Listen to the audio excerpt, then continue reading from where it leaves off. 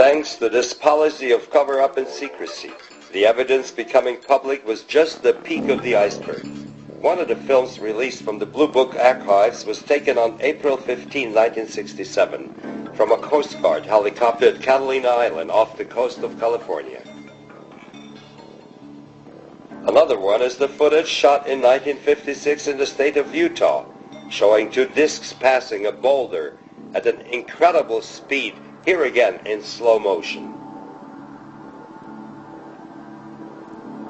Or this film taken by a civilian employee near Luke Air Force Base in Texas in 1959. A jet tries to intercept the object. This amazing series of photographs of a Saturn-shaped craft flying around the peak of the island of Trinidad in the Atlantic Ocean was taken on January 19, 1958 by an official photographer of the Brazilian Navy aboard the Navy training ship Almirante Saldanha in the presence of the whole crew. After the official analysis proved the object to be at least 120 feet in diameter, the Brazilian President Juscelino Kubitschek presented the pictures personally at a press conference on February 20, 1958. Not before 1985 did the National Aeronautics and Space Administration release UFO footage taken by their astronauts in terrestrial and lunar orbit.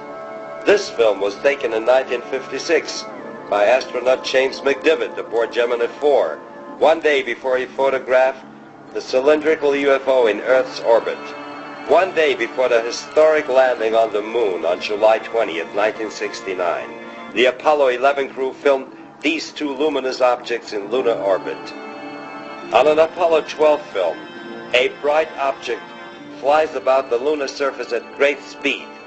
Let's magnify it and analyze its flight pattern. Here, a dome-shaped disk of obviously giant size hovers next to the moon. And here it appears that two UFOs have landed on the lunar surface. When we magnify it, we recognize further details. Do extraterrestrials have bases on the moon? This official British Airways film was taken in the early 70s on one of the Concorde test flights over southern England. Clearly we see a small bell-shaped probe surrounding the supersonic plane, hovering for seconds in front of the engines.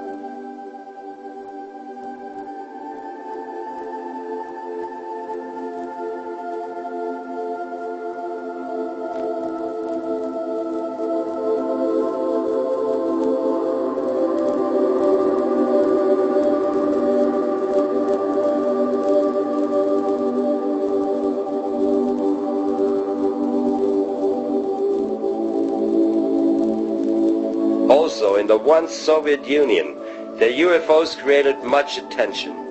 The famous test pilot Colonel Dr. Marina Popovich collects reports of her fellow pilots about UFO sightings.